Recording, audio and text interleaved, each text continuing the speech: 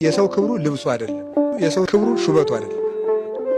የሰው ክብሩ እድሜው አይደለም። የሰው ክብሩ ዕውቀቱ አይደለም። የሰው ክብሩ ሀብቱ አይደለም።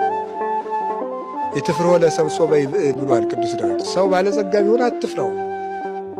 ሀብቱ አይደለም የሰው ክብሩ፣ ወገኖቹ አይደለም፣ ቤቱ አይደለም። የሰው ክብሩ እግዚአብሔር ነው።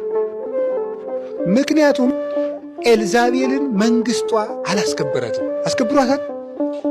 ወርቁ አስከብሯታል። ዘውዱ አስከብሯታል።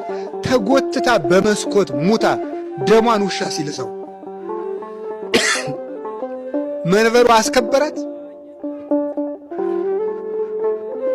በወርቅ ጫማዋ ምድርን ለመረገጥ ትጸየፍ የነበረችውን ሰው ተጸይፏት ደሟን ውሻ ጎዳና ላይ ሲልሰው ወርቁ አስከበራት? የለም።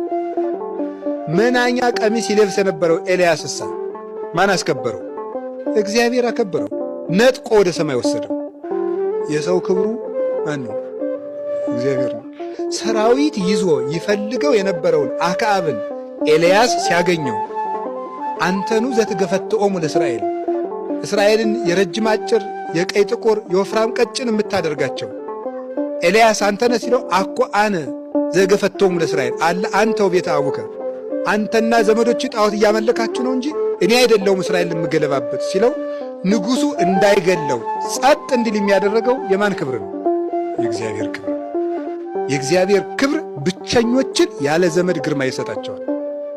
ዮሴፍን በፈርዖን ፊት፣ ዳዊትን በጎልያድ ፊት፣ ኤልያስን በአካብና በኤልዛቤል ፊት፣ ሙሴን በፈርዖን ፊት ያከበረ ማን ነው?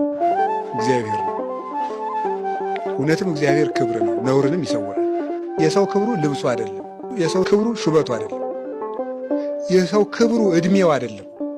የሰው ክብሩ ዕውቀቱ አይደለም። የሰው ክብሩ ሀብቱ አይደለም ብሏል ቅዱስ ዳዊት። ሰው ባለጸጋ ቢሆን አትፍራው። ሀብቱ አይደለም የሰው ክብሩ፣ ወገኖቹ አይደለም፣ ቤቱ አይደለም። የሰው ክብሩ እግዚአብሔር